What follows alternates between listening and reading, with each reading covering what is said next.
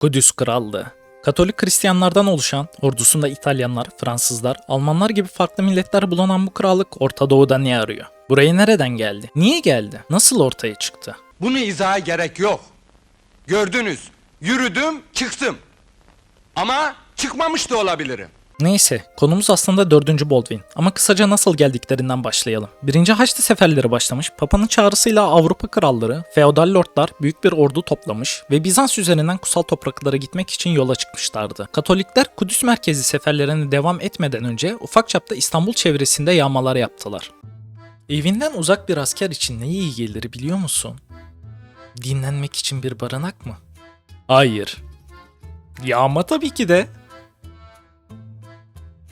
Ardına Anadolu Selçuklu üzerine giden Haçlılar 1. Kılıç Arslan'ı yendi. Sonra ise Büyük Selçuklu'nun elinde olan Kudüs'ü ele geçirmek üzere ilerlediler. Selçuklular Haçlılar ile savaşırken Şii Fatimiler fırsattan yararlanarak Kudüs'ü aldılar. Sen hiçsin oğlum, adam değilsin. Ardına Haçlılar Kudüs'ü Şii Fatimelerin elinden aldı. Burada kent şehir devletleri kurdular. Baldwin 1161'de Amalric'in oğlu olarak dünyaya geldi. Amalric, oğlu Baldwin'in yetiştirilmesinde hiçbir masraftan kaçınmadı. Baldwin bir prens gibi eğitildi ve herkes onun emrindeydi. Baldwin 9 yaşındayken Trelli William'a gönderildi. Baldwin burada eğitim alırken bir aktarıma göre bir gün prens arkadaşlarıyla oynuyordu. Birbirlerinin kollarına tırnaklarını geçirerek birbirlerini yaralamaya çalışıyorlar. Fakat Baldwin acı hissetmiyordu. William bunun ciddi bir hastalığın işareti olduğunu hemen anladı. Birkaç yıl sonra ise kesin olarak cüzzam teşhisi kondu. Diğer bir anlatıma göre de Trelli William, Baldwin ve diğer çocukların kilise arazisinde oynamasına izin verdi. William, Baldwin'in diğer çocuklar gibi düştüğünde ağlamadığını fark etti. Ya sizin ananızı avradınızı ben ya. Ağlıyor musun sen? Ne ağlaması papaz efendi. Biz ne acılar gördük ama hiçbiri canımı onun kadar yakmadı. Aga be. Lan bisi. Doktor kontrolünden sonra Baldwin sağ kolunda herhangi bir his ve ağrı hissetmediği tespit edildi. Bu Baldwin'de görülen ilk cüzzam belirtisiydi. Amalric Baldwin'in durumunu öğrendiğinde haberi örtbas etti. Baldwin'in durumunun saklanmasının nedenlerinden biri Baldwin'in tahtın varisi olmasıydı. Tahtın düşmanları bir sonraki kralın cüzzamlı olduğu öğrenirlerse ayaklanıp darbe yapabilirlerdi. Baldwin'in durumunu saklamanın bir başka nedeni de eğer insanlar onun cüzzam hastası olduğunu öğrenirlerse onun Aziz Lazarus tarikatine veya yaygın olarak bilinen ismiyle Kudüs'ün cüzzamlı kardeşleri Lazaristler grubuna göndermek zorunda kalacaktı. Kısaca Aziz Lazarus tarikati nedir derseniz 1119 yılında Haçlılar tarafından Kudüs Krallığı'ndaki bir hastanede kurulan ve amacı cüzzamlı şövalyeler, soyluların tedavisi için oluşturulan bir Katolik askeri tarikatti. Aynı Hospitaller şövalyeleri benzeri bir tarikattır. Lazarus tarikatine gitmek cüzzamlı insanlar için iyi görünse de Amalric, Baldwin'e açıkça cüzzam teşhisi konduktan sonra tahta çıkmasının imkansız olacağından bu seçeneği istemiyordu. Baldwin hastalığının sağ kolunu etkilemesine rağmen sol koluyla savaşın tüm taktiklerini öğrendi. Aynı şekilde ata binmeyi yalnızca sol elini kullanarak öğrenmişti. Yeah, I'm good. I'm just gonna go and check my mail over there. Böylece Baldwin sol kolunu ve dizlerini kullanarak atı ustalıkla yönlendirmeyi ve binmeyi öğrendi. Gözlerinden birinde de görme kaybı vardı. Kanka, şimdi sen göremiyor musun? Bu kaç kanka? Oğlum senin niye parmağın yok lan? Parmağım mı? Parmağı boş ver, elim yok. Benim de kollarım yok. Koyayım. Niye lan? Neden olacak? Vitko bizi tasarlarken üşendiğinden kol çizmedi koyayım. Amalric 1174 yılında dizanteriye yakalandı ve öldü. Trabluslu Raimond'u taht naibi olarak atadı ve tahtını oğluna bıraktı. Yüksek Mahkeme Komitesi Kudüs'ün bir sonraki kralını atamak için toplandı. Mahkeme Baldwin'e 1174'te Kutsal Kabir Kilisesi'nde Kudüs kralı olarak taç giydirdi. O sırada Baldwin 13 yaşlarındaydı.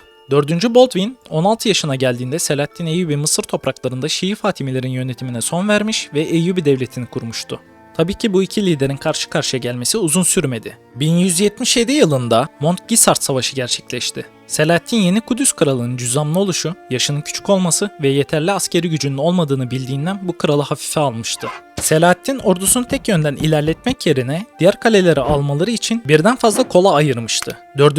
Baldwin ise ordusuyla birlikte Selahaddin üzerine taarruz etmiş ve yanında az sayıda askerle yakalanan Selahaddin kaçmak zorunda kalmıştı. Selahaddin bu sürpriz karşısında afallamıştı ve işte şimdi karşımızda gerçek bir kral var dediği söylenmektedir. Ardından bir takım savaşlar yaşanmış ama kayda değer bir gelişme olmamıştır. Bu süreden sonra kısa süreli bir barış dönemine girilmiş, naip olarak kardeşi Sibela'nın eşi Lusignan'ı Guy'u atamıştı. Trabluslu Raymond ve 4. Baldwin bu barış sürecinin devam etmesini isterken, Lusignan'lı Guy, Chatillon Reynald ve fanatikleri savaş için Selahattin'i kışkırtıyordu. Hacı kafilelerine, ticaret kervanlarına saldırıyor, Müslümanlara yönelik agresif tavırlarda bulunuyorlardı. Ama kırılma noktası Chatillon Reynald'ın bir baskınında Selahattin'in üvey kız kardeşinin ölmesiydi. Kral Baldwin, Selahattin size savaş ilan etti.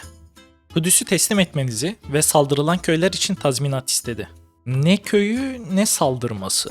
Sarazen köylerine krallığınız tarafından saldırı düzenlendi. Ayrıca Selahattin ölen kız kardeşi için sorumluların kellesini istedi. İyi de bir saldırıda bulunmadı. Ya Reynald s**eceğim ama yapacağın işi ya. Selahattin Kereke Chatillon Reynald'dan intikam almak için hareket etti. O sırada Kerek Kalesi'nde Baldwin'in üvey kardeşi Isabella'nın düğünü yapılıyordu. Selahattin tek seferde tüm soyluları Kerek Kalesi'nde yakalamıştı. 4. Baldwin ise hastalığından dolayı üvey kardeşinin düğününe katılamamıştı. 4. Baldwin, Selahattin'in Kerek'i kuşattığı haberini aldığında Kudüs'ten yola çıktı. Cüzdanı çok ilerlediği için bu onun son seferi olduğunu biliyordu ve Kerek önlerine kadar at arabasıyla taşınmıştı. Selahattin 4. Baldwin'in geldiğini öğrendiğinde kuşatmayı kaldırmış, geri çekilmişti. Baldwin bu olaydan sonra varis olarak yeğeni 5. Baldwin'i ilan etmişti. Ölmeden önce babasının yaptığı gibi Trabluslu Raymond'u naip olarak atadı. Lusignan'lı Guy ve Chatillon Reynald gözden düşmüştü. 4. Baldwin bu gelişmelerden yorgun düşmüş ve 1185 yılında ateşi yükselip 26 yaşında öldü. 4. Baldwin ve Selahattin iki düşmandan ziyade birbirine saygı duyan iki rakiptiler. Birbirlerine verdikleri sözleri tutan onurlu kişilerdi. Savaşın kaçınılmaz olduğunu bilip yine de kısa bir sürede olsa barış ortamını sağlamışlardı. 4. Baldwin'in ölümünden bir sene sonra 5. Baldwin de 9 yaşındayken ölmüştü. Tahtı bana versene. Hayır. Beni naip yap. Hayır. Lan bir kere oturayım ya. Valla bak hemen kalkacağım ya. Ya oğlum bisiklet neyse boş ver ya, zaten vermeyeceğim. Senin tahtın naibi yaptım. Selam, ben tahtın yeni sahibiyim. Başka tahtı isteyen var mı? Efendim, Kudüs'ü kaybettik.